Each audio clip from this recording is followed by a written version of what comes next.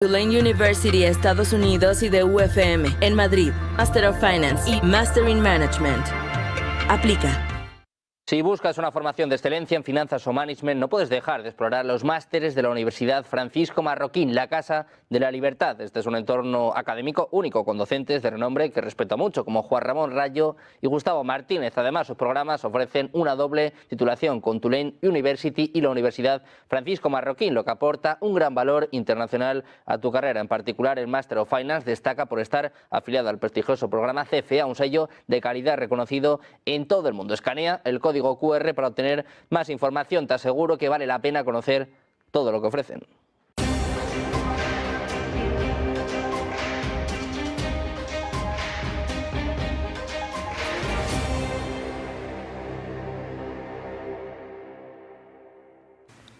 ¿Llega una era de aranceles y guerra comercial?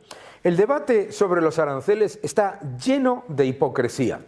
Por un lado, asumimos que Estados Unidos debe ser la única economía en el mundo con las puertas abiertas y ventanas abiertas, mientras el resto de las economías cierran sus fronteras y cierran sus economías a la importación de productos norteamericanos. Esto es importante entenderlo, porque hay una enorme hipocresía con los aranceles. ¿Cuáles son los países con mayores trabas al comercio, con mayores aranceles? India, Rusia, Indonesia. Entre los países con más aranceles y trabas al comercio, Brasil, China, etc. Curiosamente, estamos hablando de países que tienen los mayores aranceles y además tienen una posición con respecto a Estados Unidos geopolítica muy específica de polarización. La decisión de Donald Trump de poner aranceles no es una decisión proteccionista, sino de geopolítica. Con Canadá y con México, el gran contencioso es el de la seguridad, el de la inmigración, el del tráfico de drogas y de personas. Si esos países que han tenido una política extremadamente laxa con respecto a esos factores que le cuestan a Estados Unidos más de 20.000 millones de dólares anuales en riesgo y en las pérdidas que se generan por inmigración ilegal, por tráfico de drogas y por tráfico de personas. Si esos países llevan a cabo una política seria y una política rigurosa de control de la inmigración, de las drogas y del tráfico de personas, inmediatamente se solucionarían los problemas. También es importante entender que en Europa los que realmente le ponen aranceles a la industria, a la agricultura, a la ganadería europea, es la propia Unión Europea, son los gobiernos de la Unión Europea. Las gigantescas trabas que sufren las empresas vienen de las políticas europeas. Y las políticas europeas también son proteccionistas, utilizando barreras regulatorias, fiscales y también, por supuesto, el subterfugio medioambiental para impedir la importación de productos norteamericanos mientras se le dan enormes subvenciones a aquellos países que les interesan del norte de África. Es curioso, porque estamos hablando de un mundo que se ha ido moviendo en los últimos años al siguiente escenario. Los países consideran que tienen que tener libertad absoluta para exportar a Estados Unidos y, sin embargo, que tienen toda la legitimidad para ponerle barreras a las importaciones de Estados Unidos. No podemos ignorar el factor geopolítico. No podemos ignorar el hecho de que muchos de los países, la inmensa mayoría de los países a los que se le van a poner aranceles, son países que, número uno, necesitan el superávit comercial con Estados Unidos para reducir su problema de sobrecapacidad industrial. Número dos, necesitan el superávit comercial con Estados Unidos para atraer dólares y estabilizar unas monedas que, por otro lado, son muy débiles. Esa doble situación hace que la evidencia empírica nos muestre que entre 2001 y 2023 los países que han recibido esos aranceles los hayan interiorizado, hayan asumido los costes, porque necesitan vender a Estados Unidos, o si no tendrán un enorme problema de capital circulante y además un enorme problema monetario. No solamente es un aspecto geopolítico con respecto a la moneda y con respecto al superávit comercial, sino también es un aspecto geopolítico con respecto a las instituciones y al modelo de las democracias liberales. Muchos de estos países se han ido conformando en un grupo, se les llama los BRICS, en el que necesitan exportar muchísimo a Estados Unidos y a la vez desde sus políticas y desde sus decisiones con respecto a lo que es la política internacional, están llevando a cabo procesos de financiación de todos aquellos grupos que minan la democracia liberal y que suponen un enfrentamiento al sistema de Estados Unidos, no solamente el financiero, sino también el político. Los aranceles, por lo tanto, son una medida geopolítica para combatir a aquellos que, utilizando las exportaciones y utilizando la entrada de dólares, a la vez están cerrando sus economías, están separándose de Estados Unidos y en algunos casos incluso financiando el final o por lo menos el intento de dinamitar el sistema financiero y democrático de Estados Unidos y de Occidente. Todo eso lo tenemos que tener en cuenta y no lo podemos separar. Por supuesto, el argumentario liberal nos dice: si otros países tienen medidas proteccionistas, ellos sufrirán ese factor y nosotros recibiremos productos y bienes más baratos. Por lo tanto, el proteccionismo se combate con mayor apertura de mercado. Y estamos de acuerdo, y estamos completamente de acuerdo. El problema es ignorar el resto de los factores. El factor geopolítico, el factor de la sobrecapacidad, el factor monetario y el factor de la batalla cultural y de la financiación de dictaduras comunistas, etcétera, por parte de algunas de estas economías. El mundo está cambiando de manera muy agresiva y debemos ser conscientes de todo ello. La Unión Europea tiene una oportunidad de unirse a Estados Unidos, reducir sus medidas proteccionistas y evitar los aranceles con Estados Unidos. Pero no podemos caer en el error de pensar en los aranceles de la administración Trump como si fuesen una locura del presidente Trump. Recordemos que Estados Unidos continúa estando entre las economías más libres del mundo y además sigue siendo una de las economías más abiertas. Pero Estados Unidos no puede ser una economía en la que tenga las puertas y las ventanas abiertas mientras México y Canadá eliminan inversión en seguridad, en inmigración y en control del tráfico de drogas, mientras China está aumentando sus exportaciones pero cerrando su economía, impidiendo la inversión norteamericana y además, muy importante, también conformando un nuevo eje que es completamente opuesto a lo que es el sistema norteamericano.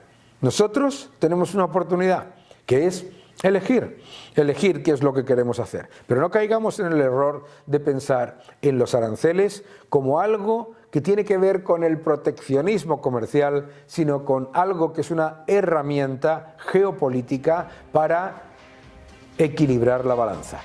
Seguid defendiendo la libertad.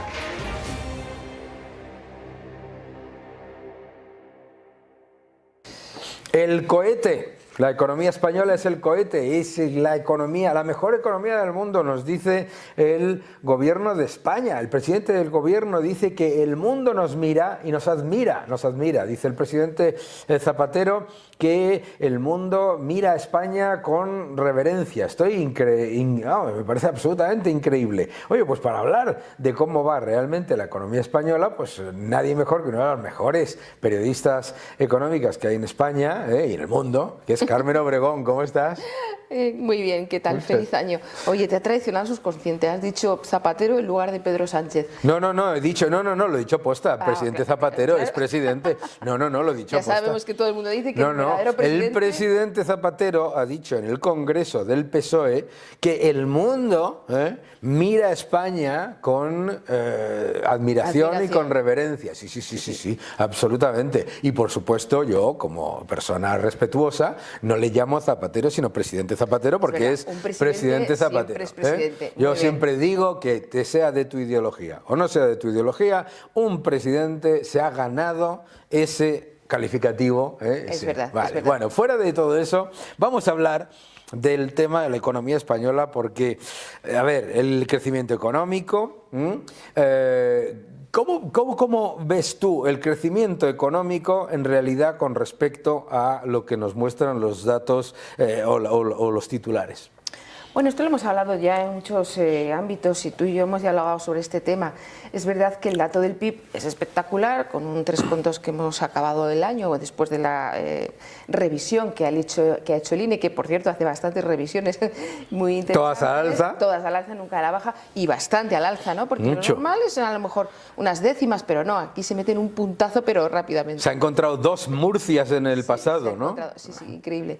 Entonces, bueno, si bien es cierto que el dato del PIB, como bien dicen los datos, es bastante bueno y con respecto a Europa es excelente, lo cierto es que rascando, ¿qué es lo que vemos? Mucho gasto público, el turismo funciona, pero básicamente gasto público. Claro, eso es, tú le llamas una economía o un crecimiento sin calorías. Con calorías vacías. Con calorías vacías. Hay quien dice que es un crecimiento con colesterol. Bueno, lo mismo. Realmente es un crecimiento que no es bueno, ¿no? Porque claro, lo que tú tienes que tener es un crecimiento con una buena inversión, con un empleo de calidad, porque eso es otra cosa de la que tenemos que hablar, el empleo que hay en España. Claro. Es que además es que una de las grandes bases de ese crecimiento económico sin duda es cómo ha apuntalado la fortaleza, estas palabras, ¿no? que acuña el Partido Socialista, la fortaleza del empleo. Bueno, la fortaleza del empleo es que tenemos un empleo cada vez más parcial, cada vez hay más fijos discontinuos, de poca calidad, es lo que antes llamaban empleos basura, ¿te acuerdas? Basura, absolutamente. Basura. Entonces, y bueno, y quien ha aportado muchísimo al empleo ha sido la población inmigrante que ha venido a España, pero no es un trabajo de enorme calidad, o sea que no estamos hablando de productividad, no estamos hablando de inversión, no estamos hablando, por tanto, y otro ingrediente, y luego tenemos la deuda, poca productividad y una deuda enorme. ¿Que pagamos menos? No, es que lo que pasa es que nos han bajado los intereses y claro, pues pagamos menos, pero estamos pagando una barbaridad. Una barbaridad, estamos pagando una barbaridad, entonces, ¿realmente somos un país competitivo? Esto es lo que se plantea la COE y lo que se plantea CEPIME. Las empresas tienen cada día que asumir unos costes elevadísimos, entonces es muy difícil crear así empleo. Y luego tenemos otro añadido, las vacantes, que si quieres luego las analizamos como tú lo veas. Sí, a mí me parece, lo primero es efectivamente, claro, si dices el crecimiento económico viene por un aumento absolutamente desproporcionado del gasto público, el mayor aumento de gasto público de cualquiera de los países de nuestro entorno. Además, si tú ajustas el crecimiento económico a la entrada de los fondos Next Generation, no ha habido prácticamente crecimiento económico. Claro. Y los fondos Next Generation son un fracaso que certifica cualquier empresa de España. Lo que pasa es que suman al PIB. Claro. Luego el tema del empleo, a mí lo que me parece increíble es la falta de honestidad intelectual con lo del récord de empleo. Si tú has aumentado en 2 millones de personas la fuerza laboral vía inmigración, claro, es que dices, hay 21 millones de personas trabajando. Primero, no es cierto, porque en esa cifra hay 600.000 pluriempleos, ¿no? Mucho pluriempleo. Claro, entonces, y ha aumentado la fuerza laboral en 2 millones de personas con inmigración, resulta, oh sorpresa, que la tasa de actividad está estancada. Y tú has dicho lo de los fijos discontinuos. Es que el número de personas que no están trabajando y están apuntadas al SEPE son más de 1 millón de personas, más de las que están en las cifras de paro oficial. Es que claro, de fijos discontinuos inactivos inactivos. 800.000. Hay 870.000. 870.000. Inactivos. Entonces, y no cuentan como parados. No. Entonces, ¿cómo es posible que tú hagas ese maquillaje a la hora de valorar las cifras de empleo? Más luego, te digo, las vacantes. Vacantes es una barbaridad. Esa gente sigue contribuyendo, sigue contando para la estadística como trabajadores. Entonces, bueno, yo no sé si esto... Así. Claro, ¿tú crees que en otros países se cuenta de esta manera? Ya, algunos sí. Algunos sí. Es que ese es el otro gran problema.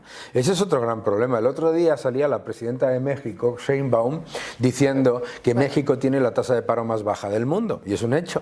Pero claro, en México se considera una persona ocupada si trabaja 1 hora a la semana, aunque no cobre. No des ideas. Te crees que no lo van a hacer. Pero bueno, que te crees que no lo van a hacer. Este gobierno, como dure unos cuantos años y como empiecen a repuntar las cifras del paro, etcétera, te va a meter los contratos de 0 horas como trabajadores. Los becarios, que no contaban hasta ahora como trabajadores, bueno, hasta a mí me parece bien que coticen a la Seguridad Social, pero claro, has enchufado, has metido de repente un aluvión de gente en el mercado laboral que no está cobrando. Claro, que ahora está, y que antes no estaba. Entonces dices, estoy creando mucho empleo, pero ¿qué empleo? Mira, la gente tiene un problema, la gente joven no puede acceder a la vivienda. Ya. Tiene que vivir, esto a mí me molesta enormemente. La vivienda en España es un problemón enorme. Los chicos jóvenes, cuando empiezan a trabajar y se quieren emancipar de sus familias, tienen que vivir en pisos compartidos con mucha gente, pero no pisos que son pisos de amigos que alquilamos 4 colegas y alquilamos un piso, no. Son pisos que se alquilan habitación por habitación, que son como hostales. Eso quiere decir que el precio es todavía más elevado. Claro. El precio de la vivienda es imposible. Entonces, ¿cómo puedes estar hablando de una gran revolución y de la calidad del trabajo si los chavales no pueden ahorrar? La gran parte de su dinero, de su sueldo, va para la vivienda. No sé, yo... Y el tema de la estamos vivienda, hablando de una y el tema de la distinta. vivienda, además es que no es una casualidad, es una política. La vivienda cara y escasa es una política para hacer a la gente dependiente. Pero vamos, claramente con la ley de vivienda la cosa no está mejorando, sino todo lo contrario. Claro, es que... ¿Y cómo un gobierno no es capaz de darse cuenta que todo lo que está haciendo en materia de vivienda es erróneo?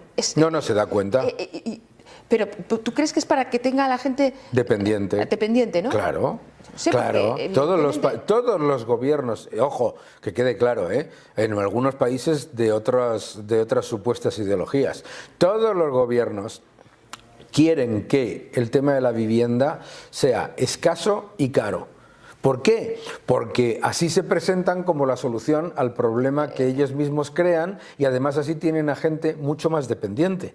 Entonces ellos, cuando tú creas ese problema, te presentas a las elecciones y dices, y vamos a hacer 200.000 viviendas, que luego no haces. Bueno, que son unas viviendas que son muy recurrentes, porque el gobierno cada vez que habla de vivienda, habla de esas mismas viviendas como si fueran nuevas viviendas, como si ya las hubiera construido. No, y no las hace. Y lleva 6 años. No, pero si tampoco piensas hacerlas. No, tampoco piensas. Es que la gente, muchas veces en el debate económico y político, la gente piensa que los gobiernos hacen estas cosas por incompetencia o por falta de conocimiento. Para nada. ¿Tú crees que hay una ingeniería? No, esto es diseño. Vamos, para nada. Aquí tonto no hay ninguno. Para empezar, son todos propietarios. Bastantes propietarios. Y además mucho, ¿no? Porque claro, el otro día salía, creo que era Óscar López, ¿no? Diciendo, el ático no sé qué de Ayuso, que además no es suyo. Y decía, y resulta que tiene 2 viviendas, el tío ahí, fenomenal. Pero que es un objetivo. Ocupadas, ¿no? Ocupadas. Es un objetivo. O inquiocupadas. Inquiocupadas, no sé. Claro, no. Es que, fíjate, si es que es un problema muy serio. Los chicos jóvenes no pueden acceder a la vivienda. las personas que tienen propiedades, que normalmente tienen propiedades porque es pues casi su pensión, ¿no? En España el ahorro se destina a la vivienda porque el dinero tiene poco. Y esos propietarios que ya no quieren alquilar porque tienen miedo a que les ocupen sus viviendas. Y mientras tanto el precio de la vivienda sigue subiendo, la construcción, las inversiones en construcción están cayendo, no se construye, no hay vivienda social. Eso hay que explicarlo bien. Claro. Y esa es la política que tenemos económica. Y la vivienda yo creo que se va a convertir en el principal problema de España. Seguro. Y los políticos lo que tienen que es ofrecer soluciones o por lo menos no poner más problemas, ¿no? Que es lo que está ocurriendo pero muchas veces esto, primero está hecho por diseño. Segundo, el gran problema es que se piensan estos políticos que, creando un gravísimo problema para la vivienda, además de mantener el voto de los jubilados, se va a ganar el voto de los jóvenes que van a entregarse al intervencionista de turno. Y lo que no se dan cuenta estos gobernantes es de lo que realmente ocurre, que los jubilados a los que dices que eres el que defiendes votan cada vez más a los partidos más a la derecha y los jóvenes también. Hoy he oído una encuesta que decía que los pensionistas que se estaban girando hacia la izquierda. Bueno, yo eso no sé, tengo que verlo, lo he oído de refilón. La evidencia empírica de los datos, la evidencia empírica, vamos, y si no, no estarían todo el día dando el rollo. Hay otra forma de darse cuenta de cuando la propaganda no funciona, es cuando tienes que repetirla muchas veces. Sí, bueno, ¿tú crees que están ahora en clave Doberman como cuando Alfonso Guerra? ¿Te acuerdas cómo amenazaban con las pensiones? Y muy bien, y además, oye, legítimo, oye, que la política es eso, me parece completamente legítimo. Lo que me parece una ridiculez es por parte del otro lado de hacer, ay, ¿sabes? Maricomplejines, ¿no? No, hombre, maricomplejines tampoco es la palabra, pero de... es una gracia. Pero sí, yo creo que ahí el Partido Popular es que no aprovecha. Decía Pérez Reverte que si fuera al revés, fuera Feijóo quien gobernara y Pedro Sánchez en la oposición, a Feijóo le duraba 2 días solamente con todas las cosas que está haciendo el gobierno, ¿no? Claro. En este caso Pedro Sánchez. Es que a la derecha, al Partido Popular, o al que da igual, me da lo mismo el partido que sea, puede ser también Vox, un partido que pueda ser oposición al gobierno, le faltan explicaciones, por ejemplo, con el tema de las pensiones. Podemos hablar también de los salarios, pero oiga, que esas pensiones suben, pero usted paga IRPF, ¿eh? Y no se le ha deflactado nada. No crea que ha ganado tanto poder adquisitivo. No ha ganado nada. En términos netos prácticamente nada. Claro, entonces no ha ganado nada. Es decir, es que estamos subiendo, no sé qué. Pero perdón usted, hombre, defláctenos el IRPF y haga usted una economía real. Pero no nos esté vendiendo que aquí parece que... Pero es eso, es que lo venden de tal manera que parece que, en fin, nos están dando un súper regalón. Pues no están dando ningún regalón. Pero ¿qué hacemos con ese 2,8? Si usted va a hacer la compra, ¿y cuánto te dejas en la compra? Claro. Esa es la verdad, ese es el verdadero impuesto que estamos pagando. Claro. Eso es una barbaridad. Claro. Somos mucho más pobres. Claro. Mucho más pobres. Ese es el hecho. Un gasto público que ha aumentado desde 2019 a esta parte en más de un 20% y nosotros somos mucho más pobres que ese 20%. Totalmente. Nosotros, el ciudadano medio se ha empobrecido de una manera muy importante y además... a los jubilados se les está engañando porque se les dice que se les sube la pensión, pero lo que está ocurriendo es que le están endeudando la pensión. Claro. Porque la deuda de la Seguridad Social la han aumentado de 58.000 a 116.000 millones. Pero si esto es como la política de las subvenciones. Yo subvenciono, está todo subvencionado. Los jóvenes pueden coger trenes, pero no se preocupen, que ya lo van a pagar sus padres y también lo van a pagar ellos. Todo lo vas a pagar en impuestos. La subvención es así, yo te lo doy, ya te lo cobro. Claro. Ya te lo cobraré en impuestos. Todo lo que... Tú hablas de eso, claro, de ese aumento de impuestos. Todo lo que te dice el Estado, que te regala, te lo cobra por adelantado. En inflación, que es un impuesto escondido... El impuesto... El otro día dice, ay, que ver qué casualidad, que es que ha subido la inflación, qué mala suerte. No, mala suerte ninguna. Si aumenta, que además es del libro, si el gobierno ha aumentado el gasto público un 20% y la deuda ha aumentado en 400 y pico mil millones y está tirando cada vez más de eso que es imprimir dinero, la inflación acumulada con Sánchez es del 21%. Es una barbaridad. ¿Qué pasada? Es una Un pasada. 21%. O sea, para que 21%. te hagas una idea, los ciudadanos españoles en 4 años se han empobrecido lo mismo que los griegos en la crisis de Grecia. Para que luego dicen, porque es que fíjate, no sé qué bien va todo. No, el empobrecimiento generalizado. ¿Y de qué ha servido los fondos Next Generation? Tú acabas de hablar. Los fondos Next Generation, vamos, yo no se podrá decir que no lo avisé, Sí, que iban sí, a la verdad ser es que sí, un tú y yo hemos fracaso hablado de esto. no sonado, sino histórico. Hasta el punto de que hay empresas que ya no quieren ni siquiera licitar. Normal, ¿para qué vas a licitar? Primero, los fondos Next Generation son una trampa. Si una empresa licita para recibir esos fondos, literalmente le está obligada a estar en manos de la administración durante todos los próximos 5 o 7 años. No va a poder despedir, no va a poder... Bueno. Claro, Eso no es va a poder... lo que No, eso es lo que invierta, su gestión, o sea, está completa. Segundo, claro, los fondos Next Generation, como esta gente es tan ridícula, pues están hechos exactamente para lo que no hace falta dinero. Y dicen, no, me acuerdo cuando se lanzaron, decían, no, es que los fondos Next Generation, lo bueno que tiene es que no se van a poder utilizar para construcción. Y digo, vaya, pues es justo el problema que tenemos. Sí. El problema lo tenemos en vivienda, no lo tenemos en renovables, donde hay dinero para aburrir, y no lo tenemos en tecnología, donde hay dinero para aburrir. Aquí el problema que tenemos en tecnología no es de dinero, aquí el problema que tenemos en tecnología es de una Unión Europea que tiene unas políticas completamente miopes, ¿no? Sí, con mucha regulación, con mucha normativa y que nos han dejado, pues nada, si no podemos ser competitivos con nada, no tenemos energía, dependemos de todo el mundo. Y unos impuestos alocados. Y llega la Comisión Europea y te hace la brújula de la competitividad. Ni una sola palabra en 21 páginas del informe de la brújula de la competitividad, ni una sobre impuestos. Bueno, sabes que ahora Ursula von der Leyen dice que vamos a rectificar y que vamos a quitar normativa. Pero eso te digo, no, ni siquiera lo dice. En las 21 páginas de la brújula de la competitividad dice, no, tampoco. Lo que dice es que se va a reducir la carga burocrática y regulatoria a futuro. A futuro. Lo que tienes ya, te lo comes. Sí. Y los impuestos ni una sola palabra. Sí, no, es que no solamente es la hiperregulación española, es la hiperregulación europea y bueno, estamos en un imperio woke en toda Europa, o sea que no solamente es España. Mira, hablando de los fondos Next Generation, dices tú, pues tenía que valer, pues por ejemplo, para la construcción, podrían valer, por ejemplo, para Valencia. Valencia necesita ayuda. El dinero no está llegando a Valencia. Ya va a estar llegando. El dinero no está llegando a Valencia. Y el gobierno va y pide un fondo de solidaridad, el Fondo Europeo de Solidaridad, y pide 4.400 millones. De un fondo donde solo hay 1.200, 1.500. Pero bueno, alma cántaro. Claro, ¿Qué haces? Claro. ¿Cómo puedes pedir 4.400 de un fondo de 1.500? Y te dicen, pero sí puede pedir de la adenda. Claro. Pero solo pides 1.500. ¿Por qué se hacen las cosas tan mal? Es que eso ya, de verdad, tú dices que es ingeniería. Hombre, claro que lo es. Yo a veces pienso claro que lo es. Claro que lo es. Tú te estás presentando siempre como el rey mago que viene las próximas Navidades. Hombre, de libro.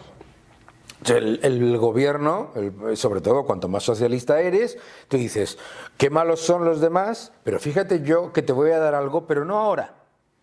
La siguiente. ¿Por qué? Porque tienes que estar constantemente teniendo a gente dependiente. Claro, ¿qué te crees tú? Que si se hubiese hecho, tú has donado seguro en cada compra que has hecho durante días y meses y semanas, una parte para las víctimas de la Dana. Simplemente con ese dinero se podría haber llevado a cabo toda la reconstrucción si se hace una gestión desde el sector privado y con el apoyo total de las administraciones públicas. Las administraciones públicas, lo que ha dicho, ese dinero que está muerto por ahí, yo no sé dónde está, ¿vale? Ese dinero, no. Tiene que ser la administración pública, pero mañana. Sí, un poco al estilo José Mota, ¿no? Claro. Mañana. Mañana, exacto. Muy bien. Oye, Carmen, qué gusto. Nos ponemos a charlar. Ya sabes que estás en tu casa, ya sabes que puedes venir cuando quieras y además es un gustazo que vengas. Muchas gracias. Gracias a ti. Y gracias por tus palabras. Gracias. Y seguidla a todos.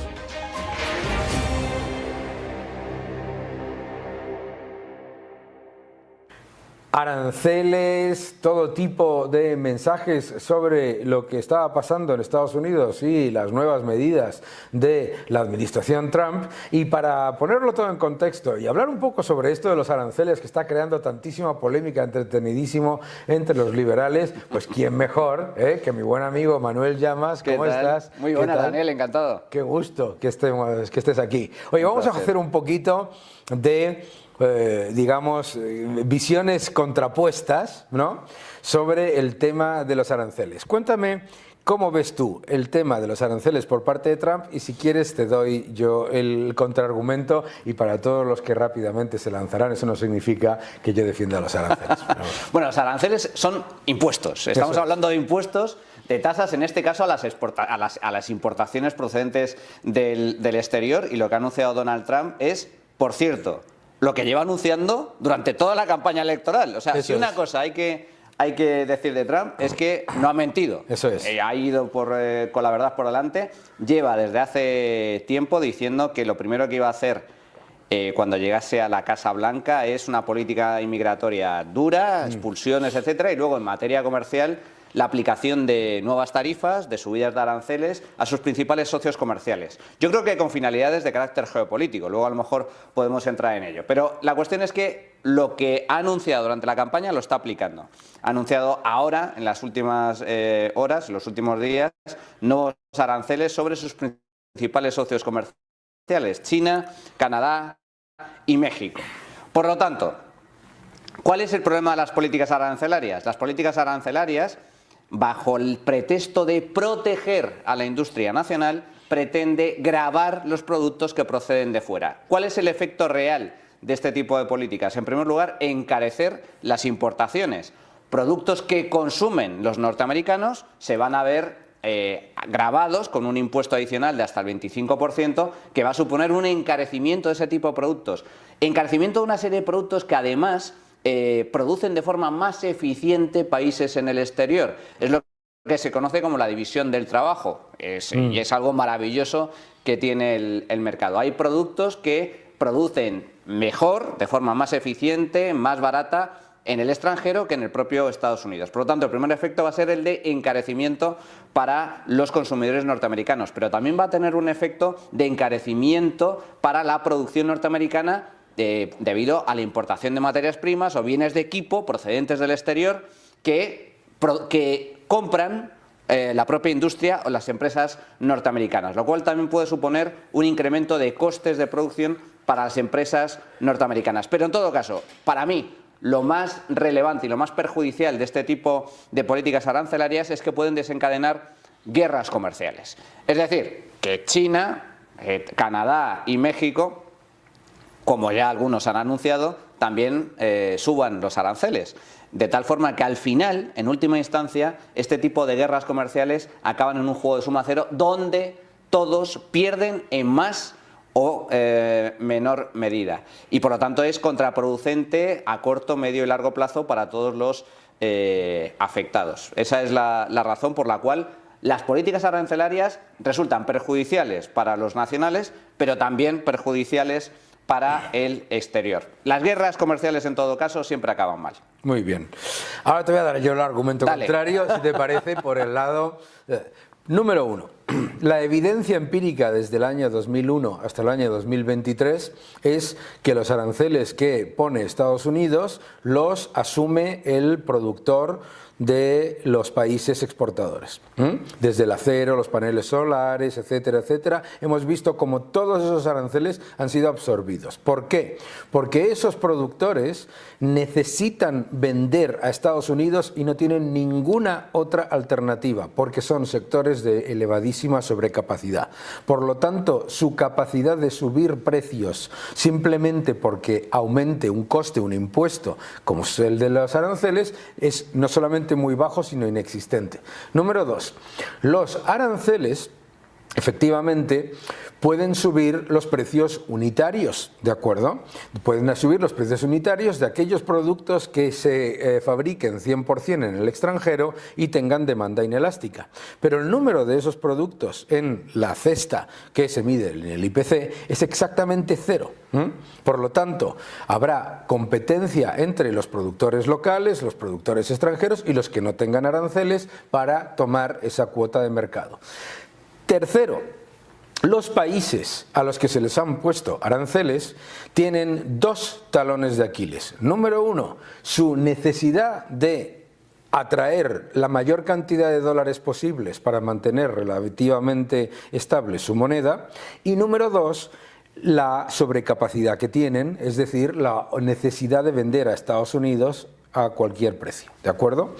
Y número cuatro, el otro talón de Aquiles que ha encontrado la administración Trump, por fin debo decir yo, por fin no nos hace caso a algunos, es cuando una serie de países necesitan venderte a ti y además esos países son los más arancelarios y proteccionistas del mundo. Empecemos: Rusia, Indonesia, China, Brasil, etcétera. Curiosamente, los que se han juntado bajo los BRICS y que además quieren demoler tu sistema de financiación, tu sistema de mercado abierto y tu sistema de democracia liberal con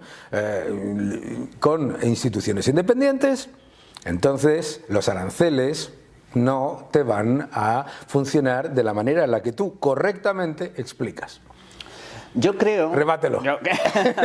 A ver, yo creo que lo que está buscando Trump realmente es este último punto que has comentado tú. Yo creo que Trump está utilizando los aranceles con fines y finalidades puramente geopolíticas. Totalmente. Él tiene muy claro que sus enemigos a nivel político es China, es Rusia, es Irán, son los BRICS y por lo tanto utiliza la política arancelaria como una forma de presión. En el caso de Canadá y de México, que hay que recordar, son sus principales socios comerciales. Existe un tratado de libre comercio, que también ha habido también ataques por parte de la administración Biden, pero que está en vigor. Ahí persigue otro tipo de objetivos. Fundamentalmente es la lucha contra la llegada de fentanilo y la lucha contra la llegada de inmigrantes ilegales procedentes de México. Y lo está utilizando con fines puramente políticos, dando un mensaje a su votante. ¿Cuál es el votante medio de Trump?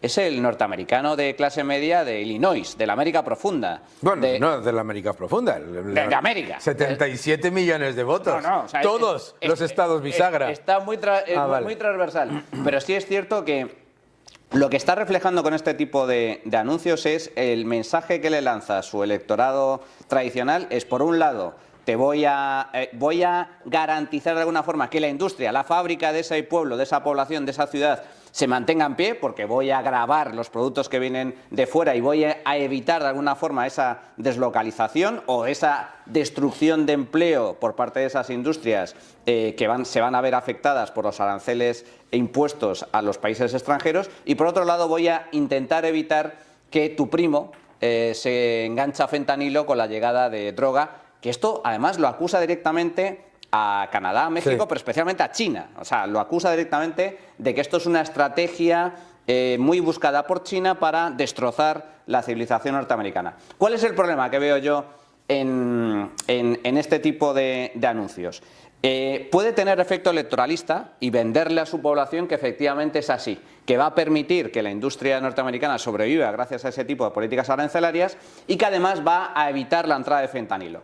Pero tengo muy serias dudas al respecto, porque el fentanilo, entre otras cosas, se puede producir en el propio Estados Unidos. Hay una auténtica lacra. En todo caso, el tema de la epidemia que sufre de drogadicción en Estados Unidos no solo es por la llegada de este tipo de droga, sino claro, que hay muchas razones. Por lo tanto, va a ser muy complicado que realmente frene esa epidemia. Y por otro lado, la industria norteamericana sobrevivirá en todo caso no gracias a la imposición de aranceles a socios comerciales, sino gracias a la enorme eficiencia de la propia empresa norteamericana, en la cual yo tengo una enorme confianza.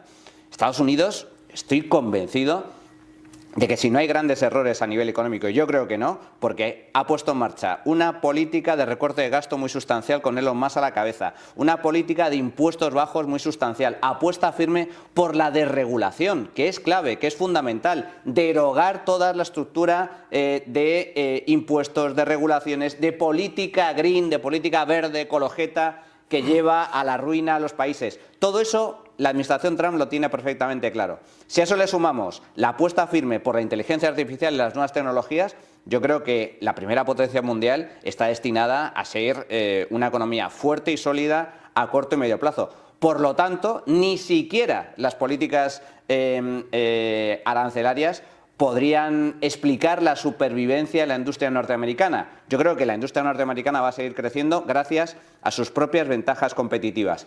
Y en última instancia, política arancelaria. ¿Qué pasa? Pues claro, también las empresas norteamericanas también venden al exterior. ¿Qué pasa si este tipo de guerras comerciales se traducen escalan y por lo tanto sus principales socios también apuestan por gravar las exportaciones norteamericanas? Pues que finalmente esa industria que pretendía salvar Trump también se podría ver perjudicada. Y ya, un último punto.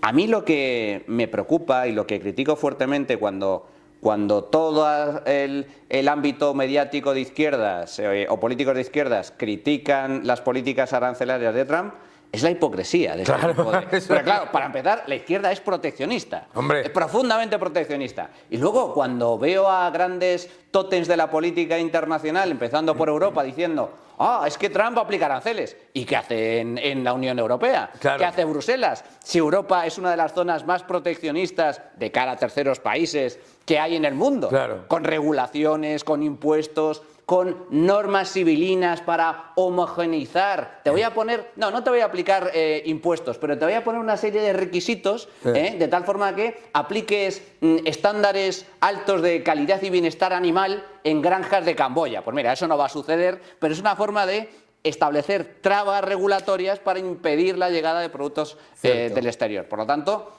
lo que ataco también, y creo que hay que criticar es la enorme hipocresía y cinismo de todos aquellos políticos que critican las políticas arancelarias de Trump, pero no critican las suyas. A mí lo que me parece más hipócrita de todo es que no solamente en la Unión Europea, que es de libro, ¿no? La Unión Europea es la que más aranceles le pone a sus propias empresas y a sus propias industrias, entre otras cosas con el impuestazo al CO2 y con todas estas cosas y con toda esa cantidad de trabas regulatorias e impositivas, porque claro, hay un montón de impuestos escondidos de los que no se habla en todo eso. Pero a mí sobre todo me alucina que la gente descubre el proteccionismo con Estados Unidos. Porque vamos, toda esta gente, todos estos medios están encantados con China, con Brasil, con Rusia, con la India, con Indonesia, con todos estos países que son los que mayores trabas arancelarias y no arancelarias ponen al comercio. O sea, que me dice que el otro día salía en no sé dónde que China defiende el libre comercio. Digo, pero si entras en China y no puedes utilizar Google, no puedes utilizar Amazon, no puedes... O sea, yo creo que ese es el gran problema. Sobre las industrias norteamericanas, yo creo que el gran elemento ahí es que peor no pueden estar. Es decir, Estados Unidos es un país que exporta menos de 1/3 de lo que exporta España, con respecto a su Producto Interior Bruto, prácticamente 1/3. ¿Sabes? Estados Unidos es un país en el que las empresas se encuentran con tales trabas burocráticas, regulatorias, fiscales, etcétera, etcétera, que simplemente hay economías a las que no se pueden ni plantear exportar. Entonces yo creo que hay un problema ahí también en el que mucha parte del tejido empresarial norteamericano, que podría haber funcionado como freno a esas propuestas de aranceles de Donald Trump, dice, pero ¿para qué voy a frenar yo nada si yo no puedo exportar a Japón, no puedo exportar a Europa, no puedo exportar con toda la cantidad de limitaciones que me ponen, ¿no?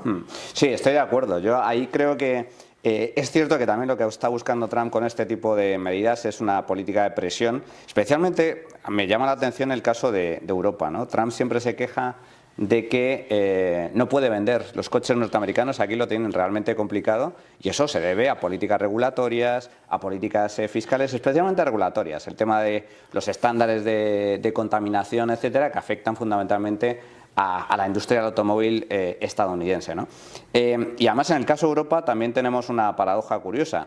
Europa, de forma totalmente errónea, ha apostado por la política de electrificación, emisiones net cero, y sin embargo, al mismo tiempo, las empresas automovilísticas europeas no son tan eficientes a la hora de producir coches eléctricos como, por ejemplo, las chinas, que además las empresas chinas van a pérdida. Porque esto, claro, es que la gente no lo sabe. Dice, no, los coches chinos son muy baratos, pero porque está el gobierno chino detrás metiéndole subvenciones de forma masiva y venden a pérdidas muchas de estas compañías. Entonces logran vender aquí coches mucho más baratos, pero luego volvemos al cinismo y la hipocresía de los políticos europeos. Queremos coches eléctricos, pero cuando vienen los chinos, aunque sea a pérdidas, ese es su problema, no les vamos a permitir comerciar o vamos a imponerles aranceles del 50 al 100% para evitar que entren en el mercado nacional. Eso es de una enorme hipocresía. Lo mismo sucede, como bien comentas, con el caso de China. China ahora habla, después de el anuncio de Trump, habla de la importancia y las ventajas de la globalización, del libre comercio, de que es fundamental comerciar con todo el mundo, pero luego intentas hacer negocios con China y como no vayas de la mano de un chino, no hay posibilidad de invertir en el país. De un chino del gobierno. Del gobierno, del Partido Comunista, con carné, porque allí todos son del Partido Comunista, claro. ¿Quieres vender en China? No, no vas a poder vender en China. Algunos sectores estratégicos, mal llamados estratégicos, están totalmente vetados a la inversión extranjera. No puedes entrar en banca, no puedes entrar en temas de tecnología. Pues todas las tecnológicas norteamericanas allí tienen vetado el paso. Entonces, es de una enorme hipocresía este tipo de cuestiones. Ahora, dicho lo cual, yo creo que a pesar de la política arancelaria de Trump, que veremos cómo evoluciona. Yo en esto coincido con Javier Milei, que cuando le preguntaron al respecto, Milei dijo que cree que Trump no es proteccionista, pero que lo que sí está aplicando es los aranceles con fines geopolíticos. Eso es. Y en la medida en que logre esos objetivos geopolíticos, estoy convencido de que apostará por una reducción de esos aranceles o incluso la eliminación. Si Trump, tal y como ha demostrado en estas primeras semanas, logra que algunos países pues atiendan a sus exigencias o a sus reclamaciones, algunas totalmente justificadas, estoy convencido de que esta política arancelaria se podrá revertir, porque al igual que se aplican aranceles del 25, mañana firma un decreto y desaparecen los aranceles. O sea que yo creo que eso es una jugada de ida y vuelta y no creo que, para mí es lo que más me preocuparía, no creo que sea algo de convencimiento ideológico como sucedió, por ejemplo, tras el crack del 29, donde hubo una guerra comercial brutal a nivel global por cuestiones puramente ideológicas, y eso llevó a un agravamiento de la crisis financiera y económica a nivel mundial muy importante, sino que en este caso persigue fines concretos. Si con México logra que el gobierno mexicano de izquierdas, de extrema izquierda, dice, bueno, vamos a contener la inmigración, vamos a combatir a las mafias, al narcotráfico, vamos a aliarnos con Estados Unidos en lo que le interesa a Donald Trump, estoy convencido de que dará marcha atrás. Si no lo hace, seguirá apretando. O sea que yo creo que, para mí, es perjudicial todo tipo de política arancelaria, pero en el caso concreto de Trump tiene este tipo de matizaciones. Persigue finalidades políticas o geopolíticas. Pues efectivamente, pensaba yo que íbamos a estar más en desacuerdo, pero es interesante ver todos los diferentes aspectos y ponerlo en el contexto de la geopolítica.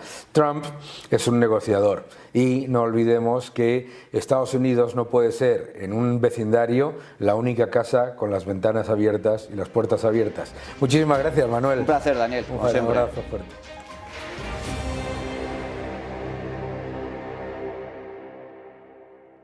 Muy buenas, Daniel. Hoy para Money and Markets traigo un tema que seguro hace 2 años y medio ni me hubiese planteado grabarlo ni pensar en ello, y es el tema del crecimiento del PIB.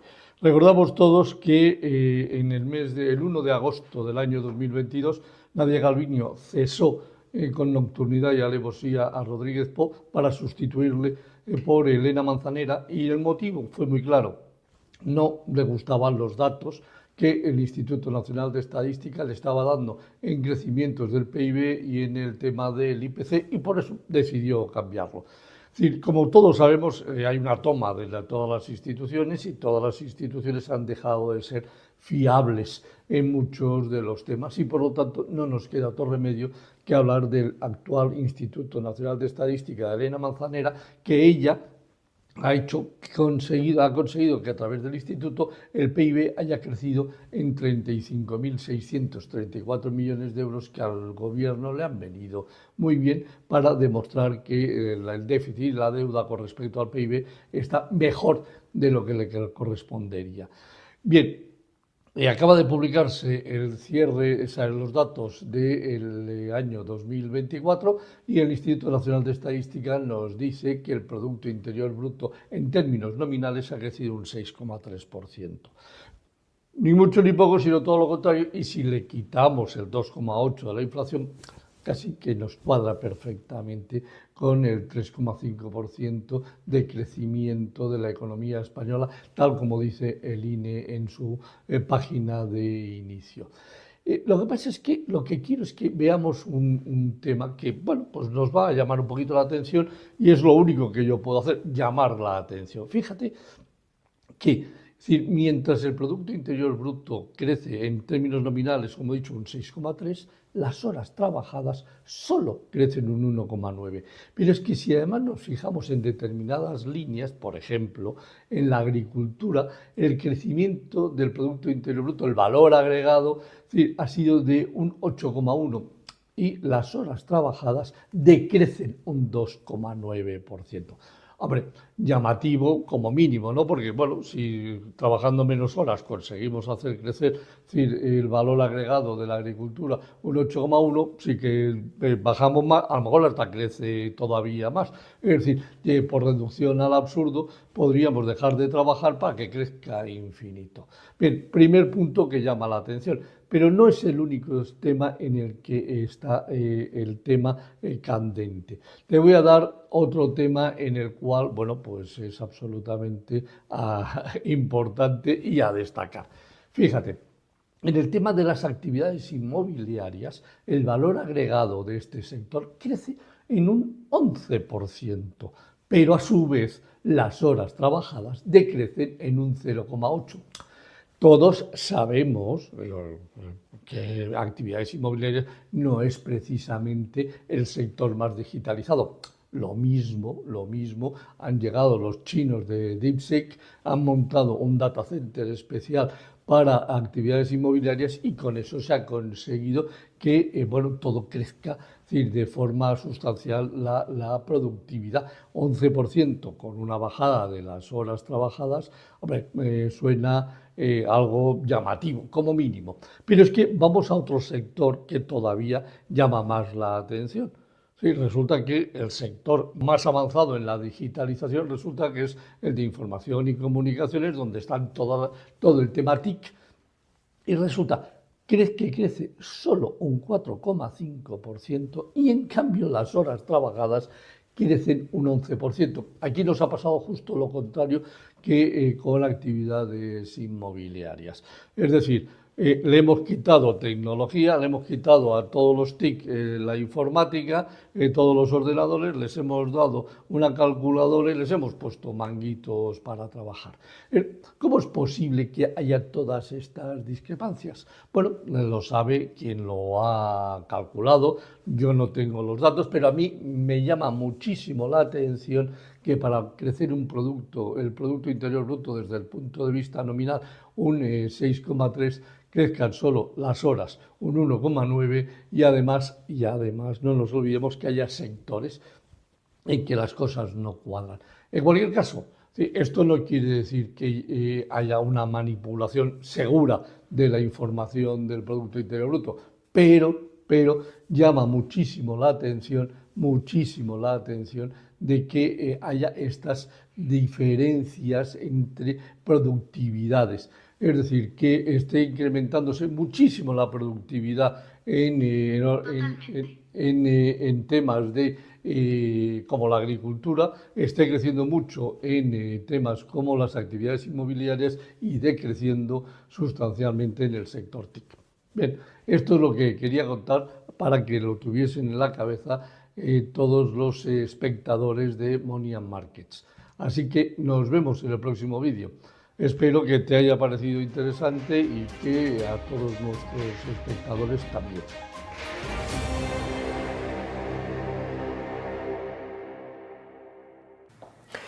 ¿Vivimos el final de la era de la globalización? ¿Son los aranceles un ataque al libre comercio?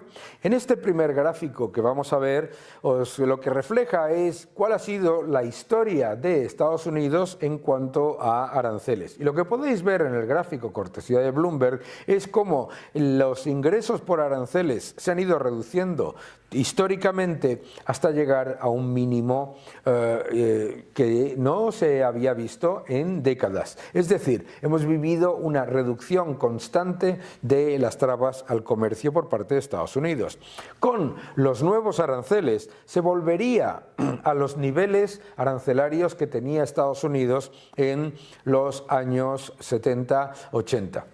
Esto es importante entenderlo porque si vamos al siguiente gráfico, lo que podemos ver es los países y el impacto en su Producto Interior Bruto que pueden tener estos aranceles. Tenemos que entender varias cosas. Los analistas no pueden decir, por un lado, que los aranceles los pagan los consumidores americanos y que a la vez los aranceles van a ser un destrozo para la economía de México, de Canadá y de China. Una cosa o la otra, ¿no? La evidencia empírica de las últimas décadas es que los aranceles los interiorizan los productores porque fundamentalmente están orientados a productos y a sectores en los que hay una gran sobrecapacidad y que necesitan el superávit comercial con Estados Unidos. Si vamos al siguiente gráfico, lo que podemos ver es la composición de los principales socios comerciales de Estados Unidos. Y lo que veis en rojo son cuáles son de ellos los países que tienen mayores trabas al comercio y mayores aranceles. Siempre que hablamos de aranceles se habla mucho de Estados Unidos y de Trump, pero no se habla de los aranceles que imponen otros países. Si vamos al otro gráfico, veréis la lista de lo que es el índice de trabas al comercio y aranceles del año 2023. Como podéis ver en la lista, los países con mayores trabas arancelarias a las economías externas son casualmente los que se han unido en eso que se llaman los BRICS. India, Rusia, Indonesia, Tailandia, Egipto, la Argentina de Fernández, Brasil, China. Es decir, estamos hablando de países que, por un lado, están beneficiándose de exportar muchísimo más a Estados Unidos y de recibir un gran influjo de dólares que además les permite estabilizar sus monedas gracias a tener mayores reservas, y a la vez están cerrando sus economías y tienen mayores trabas al comercio. No solamente eso, algunos de ellos con el objetivo de crear un sistema opuesto y que se pone en contra del sistema norteamericano. Eso es importante tenerlo en cuenta. ¿Por qué debemos tener en cuenta también que los aranceles no aumentan la inflación? Los aranceles no suponen mayor cantidad de dinero en el sistema. Los aranceles pueden subir los precios unitarios de un bien si ese bien está producido en el extranjero y además tiene demanda inelástica. Sin embargo, la inmensa mayoría de los bienes y servicios no son esos, ¿no? Es también importante entender que para la misma cantidad de dinero los aranceles De hecho, serían como mucho desinflacionistas. ¿Por qué? Si sube un precio unitario por el arancel, hay menos cantidad de dinero para el resto de los bienes. En este próximo gráfico veis lo que realmente causa la inflación. El aumento de la masa monetaria global.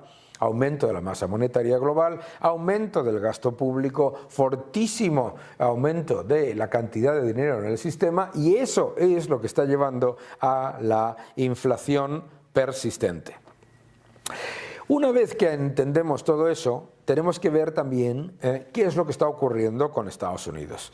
El gran factor al que tenemos que prestar bastante atención es el debilitamiento de la economía de Estados Unidos durante la administración Biden. Se ha tirado mucho de deuda y mucho de gasto público y de empleo público. En este próximo gráfico lo que podéis ver es exactamente eso. En la próxima revisión se espera una fuerte revisión a la baja de los datos de empleo. No solamente revisión a la baja, sino que además en los últimos 4 años el empleo público ha aumentado en casi 1,6 millones de personas. Si vamos al siguiente gráfico, lo que puedes ver también es qué es lo que está ocurriendo con la inflación. Mayor gasto público, mayor empleo público, mayor deuda, que significa mayor cantidad de dinero en el sistema, lleva a mayor inflación, y la inflación está subiendo. La inflación no está subiendo por los aranceles, está subiendo por el aumento del gasto público y de la deuda.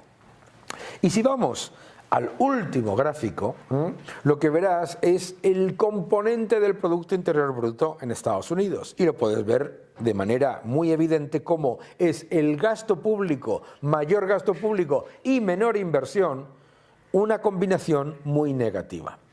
Por lo tanto, debemos ser conscientes de que los aranceles son una herramienta geopolítica, que lo que no podemos hacer es esperar que el resto de los países mantengan y perpetúen sus barreras al comercio y que Estados Unidos mantenga una economía completamente abierta. Y además, que esos países utilicen la enorme entrada de dólares y el enorme comercio con Estados Unidos para dinamitar la democracia y el sistema financiero y político de Estados Unidos. Seguid defendiendo la libertad.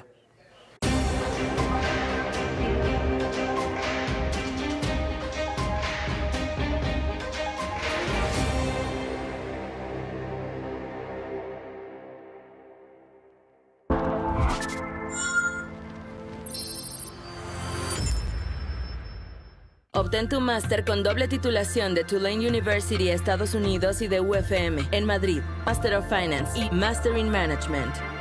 Aplica.